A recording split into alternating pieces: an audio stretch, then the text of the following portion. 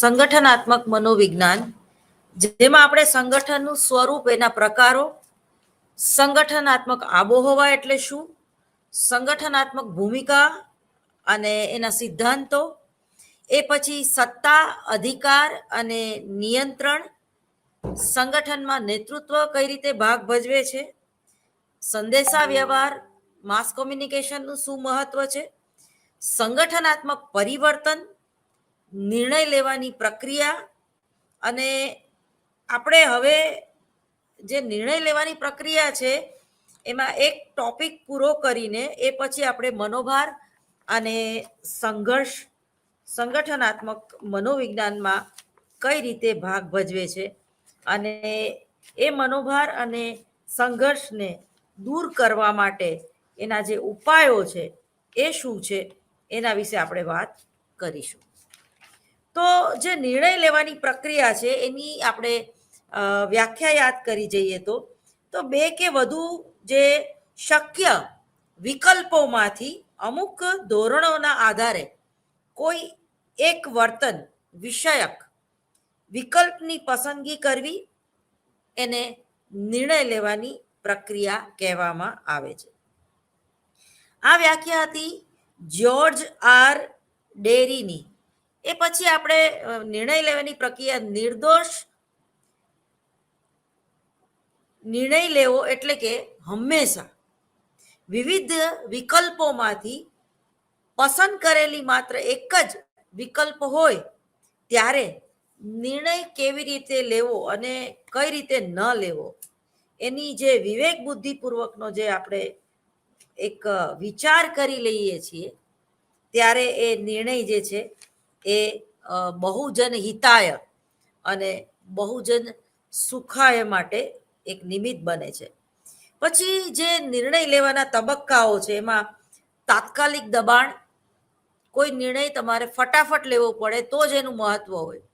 દાખલા તરીકે તમે આઈટી સેક્ટરમાં કામ કરતા હોય અથવા તો કોઈ શેર બજારના એક્સપર્ટ તરીકે કામ કરતા હોય અને ફટાફટ તમારે રોજે રોજનું જે પેલું જેને કહેવાય કે કરંટ જે માર્કેટિંગ હોય એ પ્રમાણે તમારે લે વેચ કરવાની હોય શેરોની, અને ત્યારે તમે જો નિર્ણય યોગ્ય ટાઈમે ન લઈ શકો તો 10 મિનિટમાં તો આખો માર્કેટ બદલાઈ જાય છે. એ જ રીતે તમે જુઓ કે આપણે જ્યારે ઓનલાઈન શોપિંગ કરતા હોઈએ છીએ ત્યારે ઘણીવાર ઓનલાઈન શોપિંગમાં પણ તમને એવું કહેવામાં આવે છે કે 10 જ મિનિટ પૂરતો આ ભાવ જે છે એ 600 રૂપિયા છે, એ પછી એના સીધા 1200 થઈ જશે. તો શેર બજારમાં આ જ પ્રકારનું કંઈ હોય છે. એ જ રીતે ઘણીવાર તમે જો સમાજમાં સારા મૂર્તિયાઓ હોય તો એની ખૂબ અત્યારે અછત છે. કોઈ પણ જ્ઞાતિ લઈ લો, એક તો પુરુષોની અછત છે.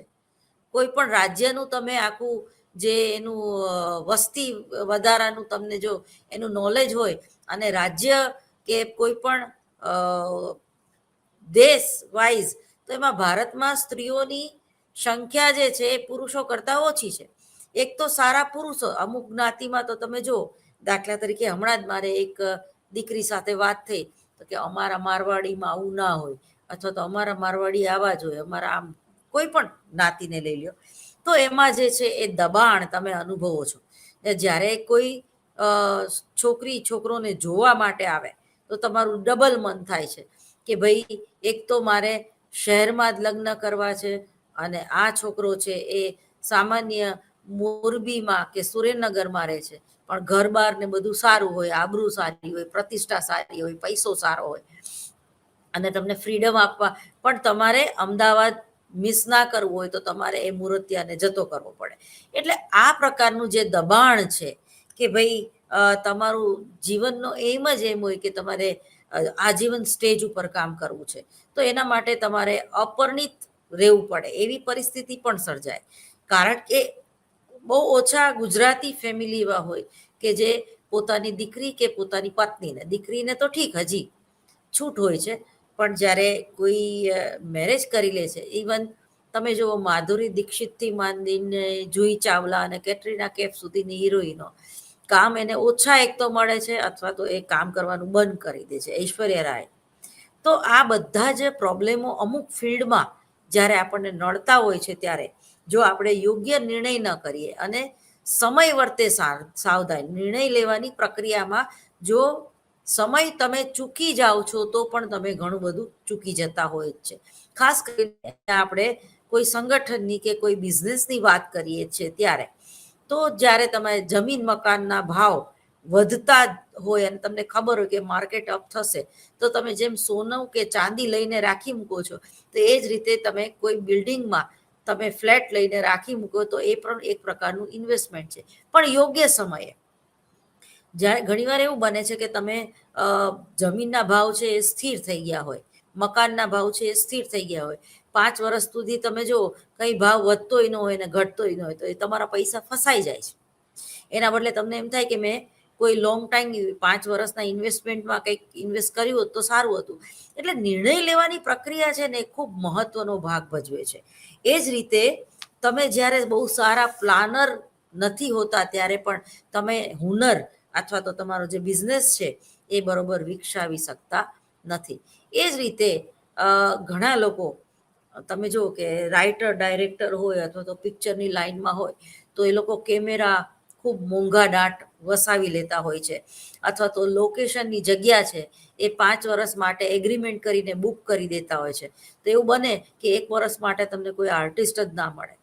તો જ્યારે તમે આવું ઘણીવાર બુકિંગ કરો છો તો પણ તમે લોસમાં જાઓ છો. તો ઘણીવાર તમારા લક કામ કરતા હોય અને તમે બુકિંગ સ્ટુડિયો બુકિંગ 5 વર્ષ માટે કર્યું હોય અને એમાં તમે ઘણું બધું વળતર મેળવી શકો, ઘણું બધું સારું ક્રિએટિવ તમે એ સ્ટુડિયોમાં કરી શકો છો, કામ શૂટિંગ કરી શકો છો, સેટ ઊભો કરીને તમે આઉટડોર શૂટિંગમાં ને પણ એવું દર્શાવી શકો છો, જેમાં આર્ટિફિશિયલ ઇન્ટેલિજન્સીનો ઉપયોગ કરીને તમે ઘણું બધું કામ કરી શકો છો. તો તમારું સમય શક્તિનો વ્યય થતો નથી અને તમારે એરપોર્ટની ટિકિટો બુક કરાવી નથી પડતી અને તમારું જે આઉટડોર શૂટિંગ હોય છે એ સેટ ઊભો કરીને પણ તમે એમાં કરી શકો છો. જે રીતે જૂની જે સિરિયલ હતી રામાયણ એમાં રામાનંદ સાગરે આખું બોમ્બેમાં એ સેટ ઊભો કરેલો જેથી કરીને એને જ્યાં વન દેખાડવું હોય કે ત્યાં જંગલનો વિસ્તાર દેખાડવો હોય કે જ્યાં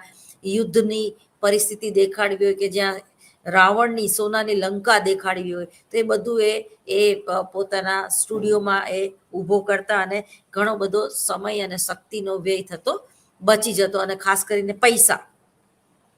તો આવા જ્યારે તમે સ્ટુડિયો બુક કરાવો છો તો એ પણ એક નિર્ણય લેવાની પ્રક્રિયા છે ને. જો તમે નિર્ણય જ ના લઈ શકો તો પછી એ બધું નકામું થઈ જતું હોય છે. એટલે નિર્ણય લેવાની જે પ્રક્રિયા છે એ ખૂબ એમાં તાત્કાલિક દબાણ, મેં તમને આ ઉદાહરણ એટલે જ આપ્યું કે જે એની પ્રોસેસ છે, જે નિર્ણય લેવાની પ્રક્રિયા છે એમાં એક પ્રકારનું આપણે દબાણ ઘણીવાર અનુભવતા હોય છે. બીજું છે સમસ્યાનું પૃથ્થકરણ અને ઓળખ. ખરેખર મૂળ સમસ્યા શું છે? શા માટે કર્મચારીઓ ઓફિસે લેટ આવે છે? શા માટે કર્મચારીઓને કામ કરવામાં કોઈ ઉત્સાહ નથી રહેતો? શા માટે કર્મચારીઓ નોકરી છોડે છે? અથવા તો શા માટે કર્મચારીઓ ઓવરટાઈમ કરવાની ના પાડે છે? આ બધા જ સમસ્યા જે એ સંશોધનના વિષયો છે. સમસ્યા મૂળ ક્યાંમાં રહેલી છે?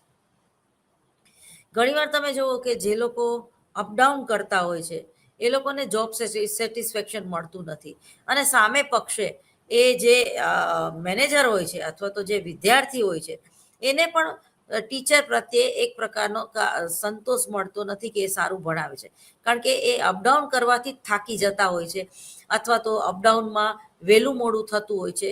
કોઈ પણ કારણ વગર ઘણીવાર એ લોકો મોડા આવવા ટેવાઈ ગયેલા હોય છે કે ભાઈ આ ગામડાની સ્કૂલોમાં તો ક્યાં કોઈને કંઈ ખબર પડવાની છે અને બધું લોલમ લોલ ચાલતું હોય છે. એ વાતાવરણમાં પણ તમને કામ કરવાની પોતાની મજા નથી આવતી અને વિદ્યાર્થીઓને પણ એ તમને સહન કરવાની મજા પડતી નથી. તો આવા જ્યારે તમે લોંગ ટાઈમ અપડાઉન કરો છો ત્યારે ખરેખર તમને નોકરી કરવાનો થાક લાગે છે, કારણ કે 2 કલાક આવવાના, 2 કલાક જવાના અને 2 કલાક ભણાવવાના.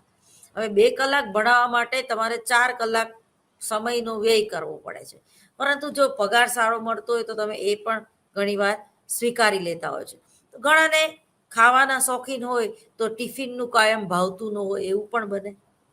તો આ જે નિર્ણય તમે કોઈ પણ વસ્તુ, પરિસ્થિતિ, તો વાતાવરણ કેવું છે અને તમારી મુખ્ય જરૂરિયાત કઈ છે, તમારો હેતુ શું છે, તમારો ધ્યેય શું છે. તમને ટીચિંગ લાઈનમાં મજા આવે છે ખરી? તમને વિદ્યાર્થીઓની વચ્ચે જ રહેવાની મજા આવતી હોય તો તમને એ કાર્ય સંતોષ મળશે અને જોબ ઇન્વોલ્વમેન્ટ પણ, તમારું કાર્ય સામેલગીરી, તમે તમારા વ્યક્તિત્વમાં તમે તમારું પેશન હોય, તમારી એક ઈચ્છા હોય અને તમે વાચાળ પ્રકૃતિના હોય, તમે નોલેજેબલ હોય, તમારી આગળ શબ્દનું ભંડોળ હોય તો તમને એ પ્રકારનું ભણવાનું અને અધ્યયન અને અધ્યાપન પ્રક્રિયામાં તમને ખૂબ મજા પડે છે, તમે બોર નથી થતા. એ જ રીતે જો તમે વાચાળ ના હોય, તમને બોલવાનો કંટાળો આવતો હોય, તમે માત્ર માંડ બોલી શકતા હોય, તમારો અવાજનો થ્રો બરોબર ના હોય, તમે અવાજ ખાલી બોલવું અને અવાજનો થ્રો, જેમ કે બોલ છે એ કોઈને આપવો ધીમેથી અને બોલ ફેંકવો, તો એમાં બહુ ફેર છે. તો એવી રીતે જ કોઈ પણ શિક્ષક જે છે, કોઈ પણ અધ્યાપક જે છે, તો એનો અવાજ, એનું જે આ સ્વાધિષ્ઠાન ચક્ર છે એ મજબૂત હોવું જોઈએ. શા માટે? કારણ કે એનામાં ગમે એટલું જ્ઞાન હશે પણ એ બોલી નહીં શકે તો. જ્યારે ક્લાર્ક જે છે અથવા તો જે લોકો ક્લેરિકલ વર્ક કરવા માટે ટેવાયેલા છે, એ લોકો વાચાળ ના હોય તો કોઈ ફેર નથી પડતો, અમુકનું વધારે સારું. કારણ કે એને બોલીને કોઈને નથી પેલું કરવાનું. એ જ રીતે ઘણીવાર ન્યૂઝમાં તમે જો રિપોર્ટર જે, અથવા તો અત્યારે ઓનલાઈન જે હું લેક્ચર લઈ રહી છું, તો તમે મને જોઈ પણ શકો છો અને તમે મને સાંભળી પણ શકો છો. હા, તમે મને પ્રશ્ન નથી પૂછી શકતા અથવા તો મને અટકાવી નથી શકતા કે મેડમ આ ન સમજાણું, આ અમને ફરી વાર રિપીટ કરો. એવા પ્રોબ્લેમ આવે છે ઓનલાઈન એજ્યુકેશનમાં. પણ તમે તમારી પોતાની જ્યારે યુટ્યુબ ચેનલ તમારે શરૂ કરવી હોય કે આવા કોઈ ઇગ્નુ યુનિવર્સિટી જેવી કોઈ પણ યુનિવર્સિટીમાં તમારે ઓનલાઈન એજ્યુકેશન આપવું હોય ત્યારે તમારી પર્સનાલિટી, તમારો અવાજ, તમારું નોલેજ, તમારું શબ્દ ભંડોળ અને વિદ્યાર્થીઓને પારખવાની એક આવડત હોય છે. અને વિદ્યાર્થીઓને 2 વાર બોલવું પડે તો 2 વાર તમે બોલો, રિપીટેશન કરવું પડે તો રિપીટેશન કરો. એ ખૂબ જરૂરી છે. આંતરસૂઝ અને ક્રિએટિવિટી એ ખૂબ જરૂરી છે. જ્યારે ક્લાર્ક જે છે એને કોઈ એ પ્રકારનું કામ નથી, એને ક્લેરિકલ વર્ક કરવાનું હોય છે. બેટા માની લ્યો કે કોઈ શેર બજાર છે તો એને સ્વિચ આમથી આમ કરવાની હોય છે. એક સાથે કદાચ 2 કોમ્પ્યુટર ઉપર પણ એને કામ કરવું પડે તો એની સ્પીડનું મહત્વ છે. એ કંઈ બોલે નહીં તો ચાલશે. એ જ રીતે જે આરજે છે, જે રેડિયો મિર્ચીમાં કામ કરે છે, એવા લોકોનો અવાજ ખૂબ સારો હોવો જોઈએ. દાખલા તરીકે દેવકી, બરોબર, દાખલા તરીકે મીત, બરોબર, જોકી, જેને આપણે જોકી કહીએ છીએ, જે લોકો રેડિયોમાં કામ કરે છે, જે લોકો આકાશવાણીમાં કામ કરે છે, તો એ લોકોનો આરોહ અને અવરોહ મજબૂત હોવો જોઈએ. એ લોકોની ડાયલોગ ડિલિવરી મજબૂત હોવી જોઈએ. એ લોકોને ભલે તમે જોઈ ના શકતા હોય પણ એ લોકોના અવાજ અને ટોન ઉપરથી એ શું કહેવા માંગે છે અને કઈ રીતે બોલે છે એ ખૂબ મહત્વનું છે.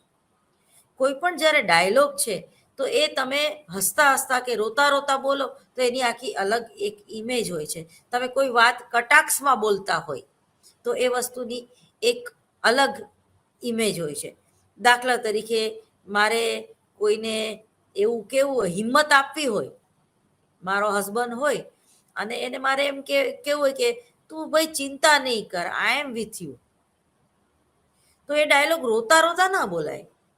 તું ચિંતા નહીં કર, હું તારી હારે છું, એવું ના બોલાય. તમારે એને હિંમત આપવાની છે. તું ચિંતા નહીં કર, હું તારી સાથે જ છું. એક વજન હોવું જોઈએ શબ્દોમાં, અવાજમાં, અને તમે જે કંઈ કહેવા માંગો છો એમાં એક અવાજનો થ્રો હોવો જોઈએ, તો એની અસર થશે. દાખલા તરીકે, હિંમત ન હારો સ્વામી, સંસાર રથના આપણે તો સહિયારા સારથી, સપ્તપદીના 7 ફેરે તમારી પાછળ ને પાછળ સાથ આપવાનો કોલ મેં નિભાવ્યો છે. તો ટૂંકમાં એક ઇમોશન ટચ આપવાની જે આ વાત ઇમોશનલ. તમે કોઈને આલ ઇઝ વેલ, આલ ઇઝ વેલ, બધું સારું થઈ જશે, બધું સારું, ચિંતા નહીં કર, એવું કેવું હોય અને તમે જ પોતે ચિંતામાં હોય એવી રીતે કયો, એનો કોઈ મતલબ નથી. એ જ રીતે ચાર્લી ચેપ્લિનની તમે કોમેડી જોઈ લો, તો ચાર્લી ચેપ્લિન એ આપણને હસાવે છે, પણ સાથે સાથે એ પોતે ગંભીર મોઢું રાખે છે, એ પોતે હસતો નથી. બરોબર, એની બોડી લેંગ્વેજમાંથી એ આખી કોમેડી બહાર નીકળે છે. બરોબર, તમે જે કોમેડીના જે કંઈ શો જોતા હોય, જે કંઈ કોમેડી આર્ટિસ્ટ હોય, તો એ લોકોનું મોઢું તમે જો એકદમ ગંભીર હોય છે, અથવા તો એકદમ ફની, જેને કંઈ એનું ફેસ જોઈને જ તમને હસવું આવી જાય. બરોબર, તો આ જે છે એ ટૂંકમાં નિર્ણય ફાસ્ટ, કઈ એક્ટિંગની જરૂર છે, કયા ડાયલોગની જરૂર છે. તમે એક જ નાટક સિદ્ધાર્થભાઈ રાંદડિયાનું જુઓ તો એમાં પણ ઘણા બધા વેરિએશન જોવા મળશે. કોસ્ચ્યુમ પણ એ લોકો ચેન્જ કરતા હોય છે. જ્યાં લાફ્ટર આવે છે, એ લોકોને ખબર છે કે પ્રેક્ષકો અહીંયા તાળી પાડશે જ અને આ ડાયલોગ ફરીવાર આપણી આગળ સ્ટેજ ઉપર બોલાવશે જ, તો એની માનસિક તૈયારી, એક નિર્ણય એ લોકોએ લઈ લીધો હોય છે કે આ આપણે રિપીટ કરવાનું છે સ્ટેજ ઉપર. એકનું એક પરફોર્મન્સ 2 વાર કરવું પડશે. એકને એક ડાયલોગ જે છે એ પબ્લિક આપણને બીજી વાર બોલવાનું કહેશે. બરોબર, આપણે વન્સ મોર એવું કહીએ છીએ, વન્સ મોર. બરોબર, કોઈ પણ ગીત છે તલત મહેમૂદનું કે આશા પારેખનું કે અમિતાભ બચ્ચનનું કોઈ સારું સિલસિલાનું, તો એ જ્યારે કોઈ મુખ્તાર જેવા આર્ટિસ્ટ ગાય છે અથવા બંકિમ પાઠક જેવા જ્યારે આર્ટિસ્ટ ગાય છે, તો એની આગળ આપણે ફરીવાર વન મોર કરાવીએ છીએ. તો એ નિર્ણય લેવાની પ્રક્રિયા છે, તમને ખબર જ છે. બધા જે રિધમ ઉપર હોય છે એ બધાને ખબર હોય છે કે આ ગિટારનો પીસ મને બીજી વાર વગાડવાનું પબ્લિક કહેશે જ. તો એની માનસિક તૈયારી સાથે એને આવવું જોઈએ. એ જ રીતે તમે ઘણીવાર ઓનલાઈન લેક્ચરમાં તમે 1 કલાકનું લેક્ચર તૈયાર કરીને આવ્યા હોય અને પછી તમને તમારા પ્રિન્સિપાલ બહાર આવીને એ ઈશારો કરે કે આના પછીનું લેક્ચર જે છે એમાં જે કાઉન્સલર આવવાના હતા એ હવે નથી આવવાના, એટલે તમે આ કન્ટિન્યુ તમારે કરવાનું છે. એટલે તમારે હવે 1 કલાકના બદલે 2 કલાક ભણાવવાનું છે.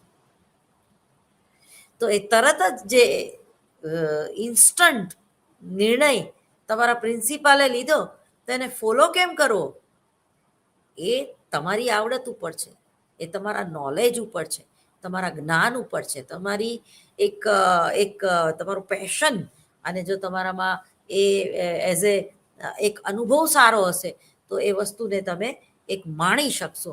તમને એવું નહીં, પરસેવો નહીં છૂટે કે ઓ મારે તો 1 જ કલાક ભણાવવાનું હતું, એના બદલે હવે મારે 2 કલાક ભણાવવું પડશે. બરોબર, તો આવું નહીં થાય ટૂંકમાં. એટલે આ જે બધી બાબત છે, સમસ્યાનું પૃથ્થકરણ અને ઓળખ, જેના અનુસંધાનમાં મેં તમને આ બધી વાત કરી. એ પછી છે વિકલ્પ માટેની શોધ. બરાબર, વિકલ્પ એટલે જેને આપણે કહીએ સ્પેર વ્હીલ. કોઈ એક સિદ્ધાંત જ્યારે કામ ન કરતો હોય, દાખલા તરીકે કાલે જ લો ગાર્ડનમાં મારી એક ફ્રેન્ડ છે, એ પોતે પેલા વસ્ત્રાપુર આર્ટમાં ઘણા બધા કપડાઓ વેચવા માટે બેસતી હતી, એટલે સારા ફેશન ના અને બ્રાન્ડેડ. અને પછી એ અચાનક લો ગાર્ડન મેં એને જોયું, મેં કીધું હવે તે તારું જે છે એ ફેરવી નાખ્યું. મને કે અહીંયા ગરાગી સારી રહે છે. બરોબર, પછી એને એમ કીધું બોપલમાં તો આ પ્રકારની પબ્લિક જ નથી કે આવા જે કોસ્ચ્યુમ છે કે આવા જે કપડાં છે એ ખરીદે. એટલે દરેક વિસ્તાર પ્રમાણે પણ લોકોનું વલણ જે છે, લોકોની ચોઈસ છે, લોકોની સેન્સ છે, એ બદલાતી જાય છે. એ જ રીતે જાહેરાતના મનોવિજ્ઞાનમાં તમે જો જાહેરાતના મનોવિજ્ઞાનમાં લિફ્ટન ટીની જે એડ આવે છે, તો કે तुम्हारा कौन ये हॉस्पिटल में दाखिल है, तो कि बस मेरा कोई नहीं, मैं यहाँ बस सबके साथ चाय पीने आ जाती हूँ. તો આ જે છે હેલ્પિંગ નેચર આખી વાત એમાંથી બહાર આવે છે. અને ચા પીવાથી એ મૂડ બને છે ચાની એડમાં. તો આ જે છે એમાં ક્રિએટિવિટી છે. તો હવે એ જાહેરાતમાં તમારે લિફ્ટન ટીની બીજી એડ બનાવી હોય તો એનેથી અપ વર્ઝનની જ બનાવવી પડે. ચીલા ચાલુ ન ચાલે, કારણ કે ઓલરેડી આટલી ક્રિએટિવિટી છે એમાં. હેલ્પિંગ નેચરથી માંડીને હોસ્પિટલમાં એક જ્યારે આપણે નેગેટિવિટીથી કનેક્ટ હોઈએ છીએ ત્યારે અને મરવાના કે એવા વિચારો આવતા હોય કે હું મારા સ્વજનને ગુમાવીશ તો નહીં ને. હવે એ છેલ્લી કક્ષાની ક્રિએટિવિટી થઈ ગઈ કે હોસ્પિટલમાં તમે ચા પીને મૂડમાં આવો છો અને તમારા ફેસ ઉપર સ્માઇલ આવે છે. હવે આ જે છે એના સ્પેર વ્હીલમાં એટલે વિકલ્પમાં તમારે આ પ્રકારના બીજા આર્ટિસ્ટને લઈને જ્યારે તમારે એડ કરવી હોય તો એનેથી પણ વધારે ક્રિએટિવિટી તમારે એમાં દાખવવી પડે. દાખલા તરીકે મને અત્યારે વિચાર આવે છે કે બોર્ડરમાં જ્યારે યુદ્ધ થતું હોય ત્યારે પણ લિપ્ટન ટીની એડ જે છે તો એ ઇફેક્ટિવ નીકળે. બરોબર, તો આ મારો વિચાર છે. તો એ ઓપ્શનમાં તમે શું કરશો? કારણ કે ઓપ્શન ક્યારે તમે પસંદ કરો, સ્પેર વ્હીલ ક્યારે તમે તમારા વ્હીકલમાં યુઝ કરો, જ્યારે એ મુખ્ય સ્પેર વ્હીલ ઘણા લોકો એમાં એ પંચર રાખતા હોય. એટલે સ્પેર વ્હીલનું મહત્વ જ છે કે સ્પેર વ્હીલ મજબૂત જ હોવું જોઈએ. દાખલા તરીકે આપણી ક્રિકેટની ટીમ, આપણા સ્પોર્ટ્સની કોઈ પણ ગેમમાં સ્પેર વ્હીલ એટલે કે બીજા જે ખેલાડીઓ જે છે ભલે એનો વારો ન આવે પણ એ ટીમમાં તો હોય જ છે. એ સારા બેટ્સમેન પણ હોઈ શકે, સારા બોલર પણ હોઈ શકે. અને દરેક કબડ્ડીથી માંડીને હોકી સુધી, વોલીબોલ સુધી દરેકમાં એ જે સ્પેરમાં જે છે એ ખેલાડીઓ રાખવામાં આવતા હોય છે. એ પછી છે વિકલ્પ, પરિણામ અને ચર્ચા. અને ટૂંકમાં આ જે છે એ પ્રોસેસ છે આખી નિર્ણય કરવાની પ્રક્રિયાના તબક્કાઓના હું મુદ્દા વાંચી ગઈ. બરોબર, ઓલરેડી ભણાવી તો દીધું છે, કારણ કે આ થોડુંક અટપટું છે. તમે વાંચશો નહીં તો તમને મજા નહીં આવે ભણવાની. બરોબર, એટલે એ પછી તાત્કાલિક દબાણ, પછી સમસ્યાની ઓળખ અને પૃથ્થકરણ, પછી ઉકેલ માટેની શોધ. તો એમાં જે નવા સંશોધનો થયા હોય લેટેસ્ટ એ કામે લગાડવા જોઈએ. એ પછી છે વિકલ્પના પરિણામો. હવે નિર્ણય લેવાની પ્રક્રિયાના જે પ્રકારો છે એમાં મેં તમને જે જુદા જુદા 7 પ્રકારો ભણાવી દીધા છે, પણ ખાલી અત્યારે આપણે તમે મુદ્દા ન લખ્યા હોય તો એ મુદ્દા નોટ ડાઉન કરી લો. એમાં પેલું છે પાયાના નિર્ણયો અને વ્યક્તિગત નિર્ણયો. પાયાના નિર્ણયો અને રોજિંદા જીવનના નિર્ણયો. એ પછી છે વ્યવસ્થાપન તંત્રના નિર્ણયો અને વ્યક્તિગત નિર્ણયો. ત્રીજું છે કાર્યક્રમિક નિર્ણયો અને અકાર્યક્રમિક નિર્ણયો. ચોથું છે આયોજિત નિર્ણયો અને બિન આયોજિત નિર્ણયો. પછી છે નીતિ વિષયક નિર્ણયો અને કાર્યકારી નિર્ણયો. છઠ્ઠું છે સામાન્ય નિર્ણયો અને વ્યૂહાત્મક નિર્ણયો. સાતમું છે વ્યક્તિગત નિર્ણયો અને જૂથ નિર્ણયો. તો આ જે છે એ નિર્ણય લેવાની પ્રક્રિયાના જુદા જુદા 7 તબક્કા. એ પછીનો પ્રશ્ન છે નિર્ણય પ્રક્રિયામાં મર્યાદા સર્જતા ઘટકો. એટલે આડે આવતા ઘટકો કયા છે નિર્ણય પ્રક્રિયામાં? તો પેલું છે કે બાહ્ય મર્યાદાઓ. એટલે એ વાતાવરણની પણ હોઈ શકે અને અન્ય કર્મચારીઓની પણ હોઈ શકે. બીજું છે આંતરિક મર્યાદાઓ, તમારા પોતાના વ્યક્તિત્વની મર્યાદાઓ. બરાબર, એ પછી છે સંયુક્ત મર્યાદાઓ, જે ઓલ ઓવર જે સંગઠન જે છે સંગઠનનું આખું વાતાવરણ છે એની મર્યાદા. તો આ 3 જે મર્યાદા છે એની આપણે વાત કરી ગયા છીએ. એ પછી છે નિર્ણય પ્રક્રિયામાં અસરકારક ઘટકો, ઇફેક્ટિવ કોઈ પણ નિર્ણયને કઈ રીતે બનાવી શકાય. તો કે અસરકારક નિર્ણય પદ્ધતિના જે જુદા જુદા તબક્કાઓ છે એ મુખ્ય 4 તબક્કાઓ છે. એમાં પેલું છે સમસ્યાનો અભ્યાસ કરવો. બરોબર, વિઘ્નોનો અભ્યાસ કરવો. બીજું છે સમસ્યાઓમાં જૂથને પરોવવું. એ લોકોને પણ ખબર પડવી જોઈએ, જૂથને એટલે કે કર્મચારીઓને, કે આપણી સંસ્થામાં કઈ સમસ્યા છે. ત્રીજું છે સમસ્યાની ચર્ચા કરવી, ડિબેટ કરવી. બરોબર, કે ખરેખર એ સમસ્યા છે. ઘણીવાર આપણને જે સમસ્યા લાગતી હોય એ સંગઠનને ન લાગતી હોય, એવું પણ બને, એ તમારી વ્યક્તિગત હોય. ચોથું છે સમસ્યા ઉકેલ. હવે સમસ્યા તો પકડાઈ ગઈ, હવે એને ઉકેલવી કઈ રીતે? બરોબર, સમયને ચેન્જ કરીને, કે કર્મચારીઓના કામના પ્રકારને ચેન્જ કરીને, કે પગાર ધોરણ ચેન્જ કરીને કે જુદી જુદી સવલતો વધારીને કઈ રીતે, બરાબર? તો સમસ્યાનો ઉકેલ ક્યાં છે એ શોધવું. તો આ જે સમસ્યાના જે અસરકારક ઘટકો છે એ આ પ્રમાણે હતા. સર્જનાત્મકતા એટલે શું એના વિશે આપણે વાત કરી, ક્રિએટિવિટી. તો જે જુદી જુદી પ્રેરણાઓ છે એ પ્રેરણાઓ વિશે આપણે વાત કરી ગયા, અને જેમાં સ્પિરિચ્યુઅલ લેવલ છે, જે લોકોને હિલિંગ કરતા આવડે છે, જે લોકોને રેકી કરતા આવડે છે, અને જે લોકોમાં આધ્યાત્મિક બુદ્ધિ, એ પણ એક બુદ્ધિનો એક પ્રકાર છે, એ જેનામાં હોય તો એ લોકોમાં ક્રિએટિવિટી છે એ જોવા મળે છે. અને મનોવિજ્ઞાન વિષયની જ્યારે વાત કરતા હોઈએ ત્યારે તો એ ઔદ્યોગિક મનોવિજ્ઞાનમાં પોતે એક એઝ એ સલાહકાર તરીકે, કાઉન્સલર તરીકે પણ કામ કરી શકે છે. મનોવિજ્ઞાનના મુખ્ય વ્યવહારુ ફિલ્ડ જે છે એ મુખ્ય 4 છે, 5 છે, સોરી. એક તો સ્પોર્ટ્સ સાયકોલોજી, એમાં પણ સલાહકારની જરૂર પડે છે, જે મનોવિજ્ઞાનનો જાણકાર હોય અને બહુ સારો કાઉન્સલર હોય. તો એને સ્પોર્ટ્સ એટલે કે રમત ગમતનું કાઉન્સલિંગ કરતો એની પાસે ડિગ્રી હોય છે, જે ડિપ્લોમા પણ હોય અને ડિગ્રીમાં પણ 2 વર્ષનો કોર્સ હોય છે અને ડિપ્લોમા 1 વર્ષનો કોર્સ હોય છે. ગાંધીનગર પણ એ થાય છે. એ જ રીતે ફોરેન્સિક લેબમાં પણ કાઉન્સલિંગની જરૂર પડે છે.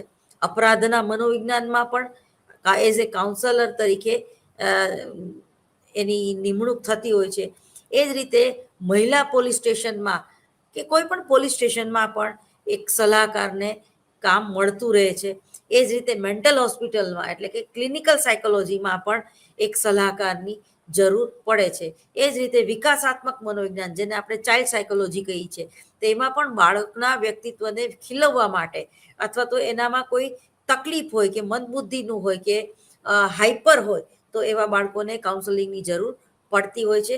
એ જ રીતે ઔદ્યોગિક મનોવિજ્ઞાન એટલે કે સંગઠનાત્મક મનોવિજ્ઞાન, તો જુદી જુદી મોટી મોટી કંપનીઓ છે, રિલાયન્સ જેવી કે તાતા બિરલા જેવી કે અદાણી ગ્રુપ જેવી કે કોઈ પણ સોડાએસનું કારખાનું હોય કે કોઈ પણ GSCL હોય અથવા તો ટોરેન્ટો ગ્રુપ હોય, મહેતા ફાઉન્ડેશન, તો આ બધામાં કાઉન્સેલિંગની જરૂર હોય છે. ઔદ્યોગિક મનોવિજ્ઞાનમાં કાઉન્સલર જે છે એ એની બહોળા પ્રમાણમાં જરૂર પડે છે. એ રીતે એજ્યુકેશન ફિલ્ડમાં પણ કોલેજમાં કે પ્રાથમિક સ્કૂલથી માંડીને માધ્યમિક સ્કૂલ સુધી અને કોલેજથી માંડીને યુનિવર્સિટી સુધી બધામાં એજ્યુકેશનમાં જે સાયકોલોજિસ્ટની જરૂર પડે છે, એટલે કે એક સલાહકારની જરૂર પડતી હોય છે. તો વિદ્યાર્થી મિત્રો, તમારે આમાં તમારી પોતાની કેરિયર બનાવવી હોય તો પણ તમારે એ ડિગ્રીમાં કે ડિપ્લોમા જે કોર્સ થાય છે એ કરી લેવો જોઈએ. એમાં પણ સ્પેશિયલાઇઝેશન હોય છે કે તમારે એજ્યુકેશનમાં આગળ વધવું છે, પણ ખાસ કરીને લોકો આ ઓર્ગેનાઇઝેશનલ બિહેવિયરમાં વધારે એક્ટિવ હોય છે, અથવા તો એવા કાઉન્સેલિંગની એવા લોકોની આપણને વધારે જરૂર પડતી હોય છે.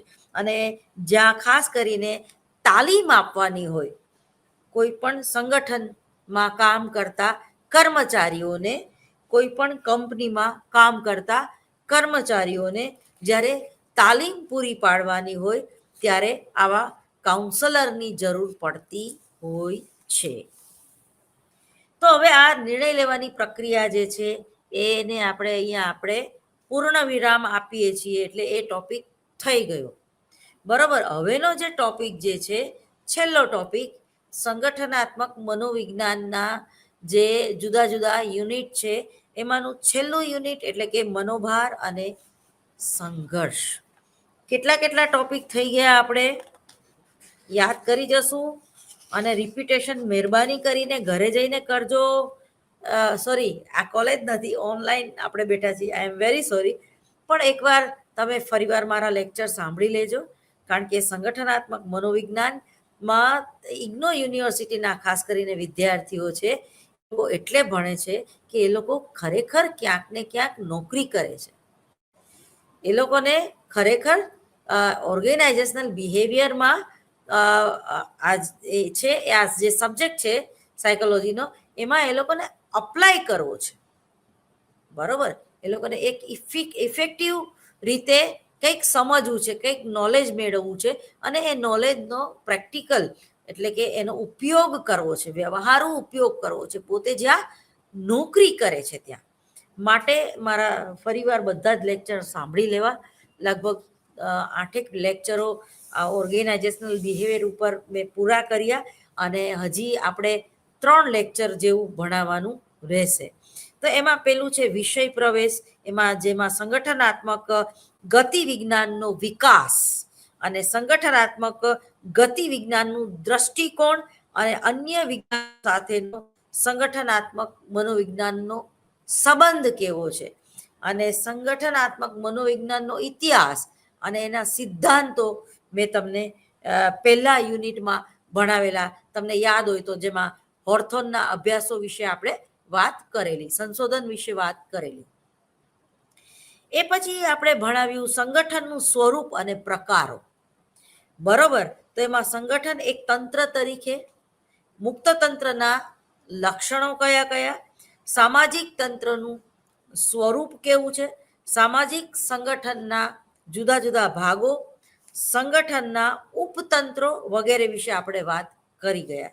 એ પછી ત્રીજા યુનિટમાં આપણે ભણ્યું સંગઠનાત્મક આબોહવા. બરોબર, હવે આબોહવા એટલે શું? સંગઠનાત્મક આબોહવા સંગઠનાત્મક વર્તનના જુદા જુદા સિદ્ધાંતો, સંગઠનાત્મક આબોહવાને અસર કરતા પરિબળો કયા કયા છે, અને સંગઠનાત્મક આબોહવાના પરિણામો કેવા આવે છે, એના વિશે આપણે વાત કરી ગયા. એ પછી છે સંગઠનાત્મક ભૂમિકા.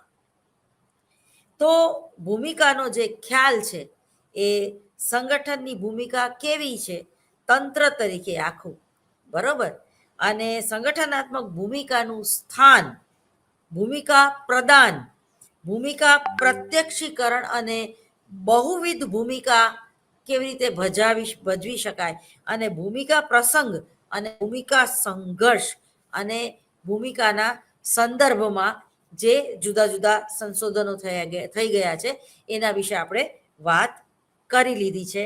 એના પછીનું જે યુનિટ છે ખૂબ જ મહત્વનું અને ખૂબ જ લાંબુ ચાલેલું એવું યુનિટ, સત્તા, અધિકાર અને નિયંત્રણ. સત્તા, અધિકાર અને નિયંત્રણ. સત્તાની વ્યાખ્યા આપણે વિગતે જોઈ ગયા હતા. એ પછી છે સત્તાના સિદ્ધાંતો વિશે આપણે વાત કરી ગયા હતા. સત્તા પ્રાપ્તિ અને સત્તાનો ઉપયોગ, નિયંત્રણ તંત્ર, નિયંત્રણને કારણે થતી પ્રતિક્રિયા, અધિકારનું તર્ક વિજ્ઞાન અને અધિકારના જુદા જુદા ઉપાયો. તો આ થઈ નિર્ણય લેવાની પ્રક્રિયા. એ પછી આપણે સંગઠનમાં નેતૃત્વની વ્યાખ્યા કરી ગયા હતા. નેતા કેવો હોવો જોઈએ કોઈ પણ સંગઠનમાં, મેનેજર કેવો હોવો જોઈએ, અથવા તો જે મેઇન પોસ્ટ ઉપર કલેક્ટર તમારો કેવો હોવો જોઈએ, એની વાત, એટલે એ નેતા ટૂંકમાં. બરોબર, સંગઠનમાં નેતૃત્વ. તો નેતૃત્વની વ્યાખ્યાઓ, જેમાં આપણે પોલિટિકલ લેવલે પણ વાત કરીને ઉદાહરણ આપ્યા હતા. એમાં નેતૃત્વનો ઉદ્ભવ કઈ રીતે થાય છે, અને ખાસ કરીને લોકશાહીને ધ્યાનમાં રાખીને. એ પછી છે નેતૃત્વ શૈલી, એટલે કયા પ્રકારના નેતાઓ લોકોને, પબ્લિકને વધારે ગમે છે, અને કયા પ્રકારના નેતાઓ જે છે એ વધારે બોરિંગ હોય છે. તો એ પછી છે નેતૃત્વના જુદા જુદા કૌશલ્યો. ઘણીવાર વ્યક્તિ હોશિયાર હોય, દાખલા તરીકે મનમોહનસિંહ ખૂબ હોશિયાર, આપણું અર્થતંત્ર જે છે એને આગળ ધપાવનાર કોઈ ચાણક્ય બુદ્ધિવાળો માણસ હોય, અને ખૂબ જાણીતો અર્થશાસ્ત્રનો એક્સપર્ટ માણસ, એ આપણો વડાપ્રધાન હતો મનમોહનસિંહ. પણ બિચારાને બોલવાની ટેવ નહોતી, અને એને પોતાના પક્ષના અમુક નેતાઓએ દબાવી દીધા હતા બિચારાને, એનું દબાણ અનુભવતા હતા સોનિયા ગાંધીનું. એટલે બિચારાને જે બોલવું હતું એ ક્યારેય બોલી જ ન શક્યા. પરંતુ ખરેખર બેઝિકલી ખૂબ હોશિયાર માણસ. તો એ પણ એક નેતૃત્વ છે. અને મોદી ક્યાંય ચૂપ નથી રહેતા. મોદી વાત વાતમાંય કહી દે છે 2024માં હું આવી ગયો એમ સમજો. તો આ બે અલગ અલગ મનોવૃત્તિ કે વ્યક્તિત્વના નેતાઓ છે અને બંનેને આપણે સ્વીકારેલા છે. બરોબર, બંને એકબીજાથી કામ નથી, પણ એકને બોલવાની ટેવ છે, એક વાચાળ છે અને એક મૂંગા મોઢે ઘણું બધું કામ કરે છે. તો દરેક જેને કરિશ્માવર્તી નેતા કહીએ, ચુંબકીય અસર હોય. રાજીવ ગાંધી પણ એ પ્રકારના નેતા હતા કે એ આમ રસ્તા ઉપરથી પાસ થાય તો લોકો એને જોયે રાખે. એની પર્સનાલિટી એવી હતી. તો ટૂંકમાં નેતૃત્વની વ્યાખ્યા, નેતૃત્વનો ઉદ્ભવ કેવી રીતે થાય છે, નેતૃત્વની જુદી જુદી શૈલી વિશે આપણે વાત કરી ગયા ને નેતૃત્વના જુદા જુદા કૌશલ્યો વિશે પણ આપણે વાત કરી ગયા હતા. એ પછી છે સંદેશા વ્યવહાર. ખૂબ જરૂરી છે. આજે તમે જુઓ કે ન્યૂઝ ચેનલો કેટલી બધી વધી ગઈ છે. આજે સોશિયલ મીડિયા દ્વારા પણ આપણે કેટલી બધી માહિતીથી એકદમ વાકેફ છીએ. એ જ રીતે ગૂગલ આપણને કેટલા હદ સુધી ઉપયોગી થઈ રહ્યું છે. જીપીએફ જેવી બાબત, આપણને ક્યાંય પહોંચવું હોય તો આપણને જીપીએફ દ્વારા આપણી મંઝિલે આપણે પહોંચી શકીએ છીએ. તો એ છે સંદેશા વ્યવહાર. ઇન્ફોર્મેશન ટેકનોલોજી, બરોબર, ખૂબ જરૂરી છે સંદેશા વ્યવહાર. તો સંદેશા વ્યવહારની વ્યાખ્યા, સંદેશાના અર્થઘટન પર કરાતા પરિબળો, જેમાં ભાષાનું મહત્વ, સંદેશાનો પ્રવાહ, બિન શાબ્દિક સંદેશા, જેમાં બોડી લેંગ્વેજની આપણે વાત કરી ગયા, અને એનો વ્યવહાર ઉપયોગ, એક માર્ગીય અને દ્વિમાર્ગીય સંદેશા વ્યવહારની તુલના, સંદેશા વ્યવહારની જાળ, અને સંદેશા વ્યવહારમાં અવરોધો કેવી રીતે ઉત્પન્ન થાય છે, અને સંદેશા વ્યવહાર સુધારણાના જુદા જુદા સૂચનો. તો સંદેશા વ્યવહાર છે એ ખૂબ મીડિયા માટેનું એક ખૂબ જ અગત્યનું અને અનિવાર્ય માધ્યમ છે. તમારા હાથમાં જે મોબાઈલ છે એમાં પણ ટીડિંગ ટીડિંગ જે ઘંટડીઓ વાગે રાખે છે, એ કોઈને કોઈ સંદેશો વોટ્સએપમાંથી કે ફેસબુકમાંથી કે કોઈ પણ એવા ગૂગલમાંથી તમને એ સંદેશાઓ મળતા જ રહે છે. આજે આખું જે વિશ્વ જે છે એ વિશ્વ બજાર શું છે, અથવા તો વિશ્વમાં કઈ ઘટનાઓ ઘટી રહી છે, બ્રાઝિલ અથવા તો મુસ્લિમ કન્ટ્રીના યુદ્ધો વિશે માહિતી, રશિયા અને યુક્રેનના યુદ્ધો વચ્ચેની માહિતી, ઇઝરાયલની જે જુદી જુદી પોલિસી છે એ, તો આવી દરેક બાબતોથી તમે ને હું વાકેફ છીએ. આપણને કોઈ એ વસ્તુની નવાઈ નથી લાગતી. એ જ રીતે બીબીસી ન્યૂઝ જો તો તમે જોવા માટે ટેવાયેલા હોય તો ઓલ ઓવર વર્લ્ડ ન્યૂઝ એ નામની પણ એક ન્યૂઝ ચેનલ છે. તો એમાંથી દરેક પ્રકારના તમને એ નોલેજેબલ છે. એટલે કે ઇન્ફોર્મેશન ટેકનોલોજી, એટલે કે સંદેશા વ્યવહાર. જો તમે એ સંદેશો જાણો નહીં, અથવા તો તમને કોઈ ન્યૂઝ, તો તમારું જે જનરલ નોલેજ છે, જીકે છે, તો તમે આ જે આઈએલ્સની એક્ઝામ તમારે આપવી હોય, અથવા તો તમારે જીપીએસસીની એક્ઝામ આપવી હોય, કે યુપીએસસીની કોઈ પણ સ્પર્ધાત્મક અભ્યાસ કે સ્પર્ધાત્મક પરીક્ષા તમારે પાસ કરવી હોય, તો આ સંદેશા માધ્યમથી તમારે ઘડાવવું પડે. ઇન્ફોર્મેશન ટેકનોલોજીનો એક આખો આ યુગ છે, જેમાંથી કઈ ઇન્ફોર્મેશન તમારે લેવી એ તમારે પોતાને નક્કી કરવાનું હોય છે. જે રીતે આપણા ઘરે લગભગ હજારેક ચેનલો આવે છે, પરંતુ આપણે સિલેક્ટેડ ચેનલોને જોવા માટે ટેવાયેલા હોય છે. આપણે કલર્સને જ જોઈ છીએ, અથવા આપણે કોઈ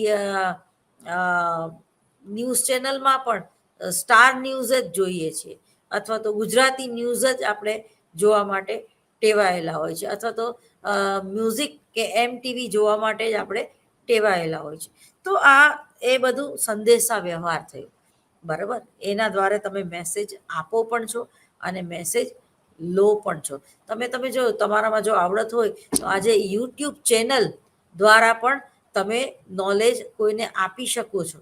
તમે જ્યોતિષમાં જાણકાર હોય તો એ યુટ્યુબ ચેનલ દ્વારા પણ તમારા જો ફોલોવર વધારે હોય તો એક ઇન્કમ તમે ઊભી કરી શકો છો.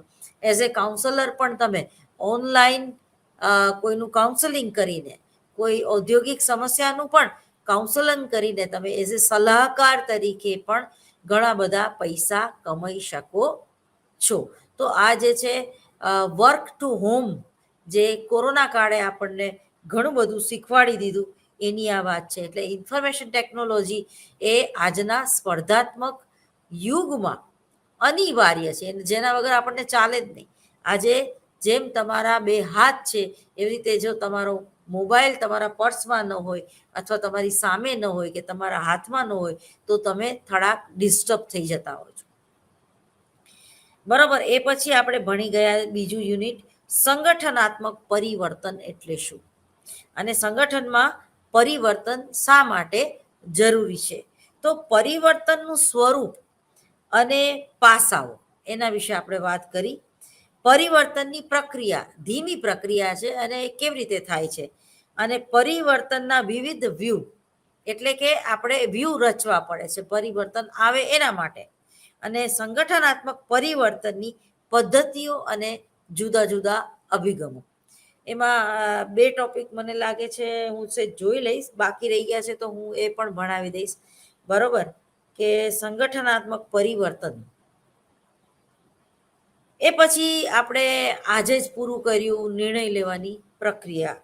બરોબર. તો નિર્ણય પ્રક્રિયા, નિર્ણયના જુદા જુદા પ્રકારો, એમાં આવતા પૂર્વગ્રહો, નિર્ણય લેવાની પ્રક્રિયાના જુદા જુદા ઘટકો અને એની પડતી અસરો, અને ક્રિએટિવિટી કે સર્જનાત્મકતા, તેમજ જૂથ નિર્ણય પ્રક્રિયા, એના વિશે આપણે વાત કરીએ. હવે આજે આપણે વાત કરવાની છે મનોભાર અને સંઘર્ષ.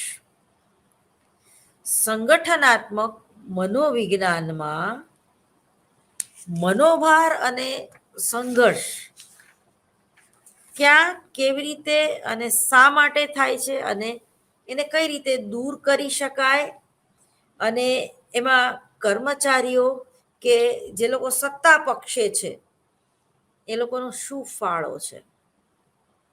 સૌથી પહેલા તો મનોભાર એટલે શું, જેને આપણે સ્ટ્રેસ કહીએ છીએ. આજે એક ફેશન બની ગઈ છે, હું બહુ સ્ટ્રેસમાં છું, આવું બોલવાની. બરોબર. તો મનોભાર એ આજે 10માંથી 7 વ્યક્તિઓ અનુભવે છે. એ પછી ધીરુભાઈ અંબાણી હોય, કે ઝૂંપડપટ્ટીમાં રહેતી કોઈ સ્ત્રી હોય, કે મારા જેવી કોઈ લેક્ચરર હોય, કે તમારા જેવા કોઈ વિદ્યાર્થી હોય, દરેક વ્યક્તિ જે છે એ મનોભાર અનુભવે છે. હું તમને એક પ્રશ્ન પૂછું કે મનોભાર લુપ્ત કરી શકાય ખરો? વિચારજો. 5 મિનિટ પછી હું તમને જવાબ આપીશ. ફરી વાર રિપીટ કરું છું, મનોભાર લુપ્ત કરી શકાય ખરો? અથવા તો મનોભાર તમને મનોભાર શબ્દ સાંભળીને જ તમને એમ થાય કે મનોભાર તો આપણે આપણા જીવનમાં હોવો જ ન જોઈએ. શક્ય છે ખરું? ના. કે હા? આવા એમએમાં તમે પ્રેક્ટિકલ કરી ગયા છો. જે રીતે ધ્યાનના પ્રેક્ટિકલમાં ધ્યાન વિભાજન શક્ય છે ખરું? ના. ધ્યાન વિભાજન નથી થતું, પણ શું થાય છે? ધ્યાન વિચલિત થાય છે. ધ્યાન વિચલન થાય છે, ધ્યાન વિભાજન નથી થતું. બરોબર. એક પક્ષી ઉપરથી બીજા પક્ષી ઉપર તમારું ધ્યાન ગયું, બેઠેલા પક્ષી ઉપરથી ઉડતા પક્ષી ઉપર તમારું ધ્યાન ગયું, તો એને શું કહેવાય? વિચલન કહેવાય. વિભાજન નથી થતું. તમે પેલા મારા ચશ્મા જોવો, પછી મારી આંખ જોવો, પછી મારા વાળ જોવો, પછી મારા હોઠ જોવો, પછી મારું નાક જોવો, પછી મારા કાન જોવો, એવું નથી બનતું. ધ્યાન વિભાજન નથી થતું ને. તમે મને સમગ્રતા લક્ષી દ્રષ્ટિકોણ એ રીતે જોવો છો. હા, મારો આખો ફેસ જોવો છો, અને પછી તમારું ધ્યાન વિચલિત થાય છે મારા ચશ્મા ઉપર કે મારા શબ્દો ઉપર.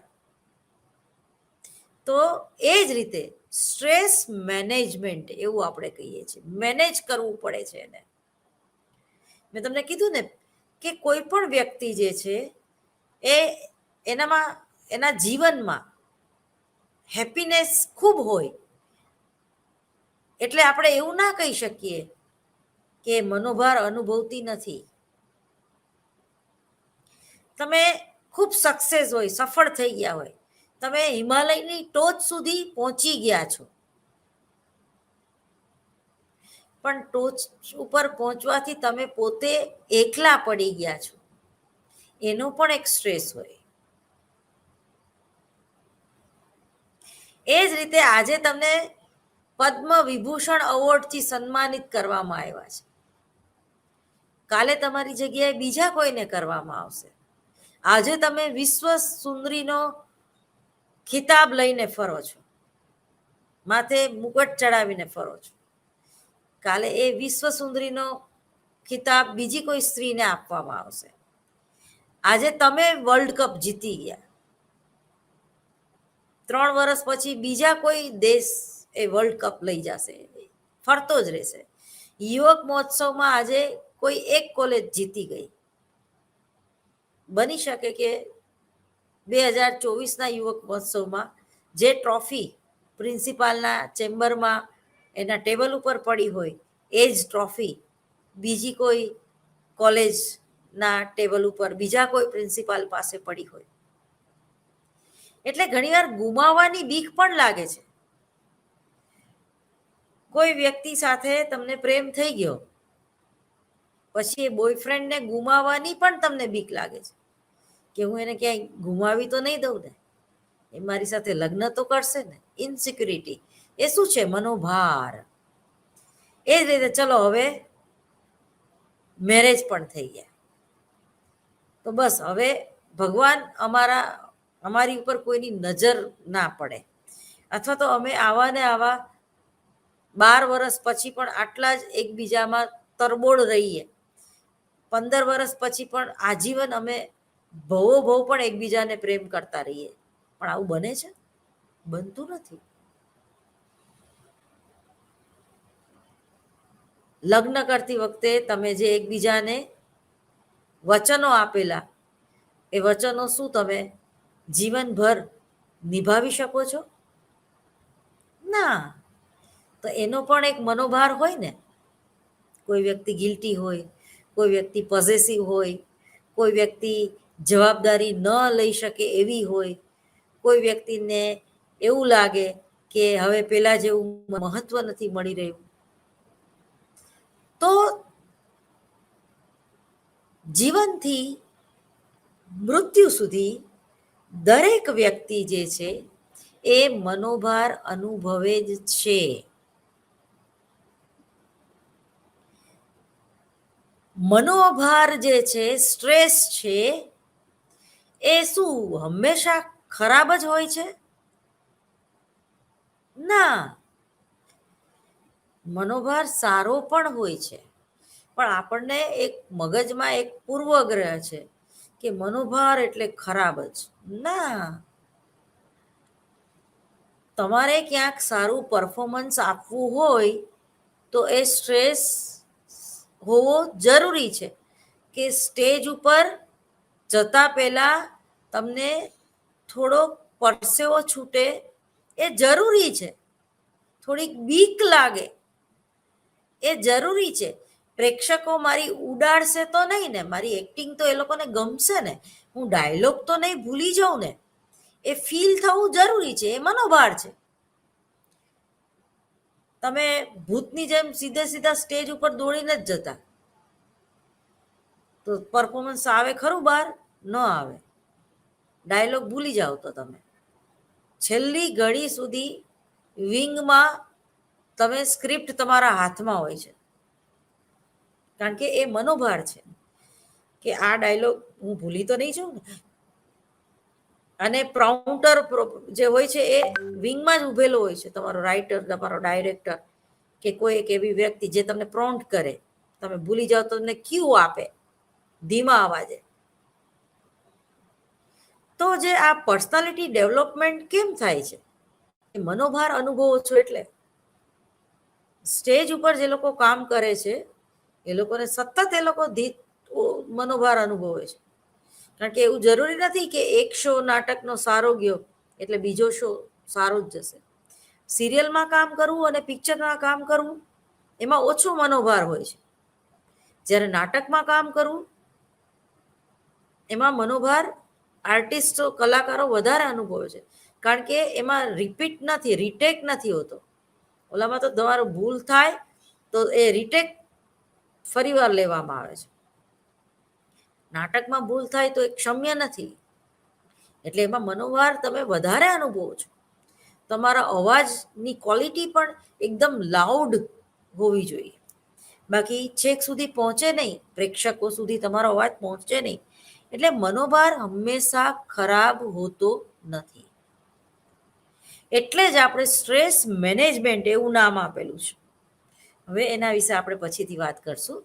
મને રજા આપશો. નમસ્કાર.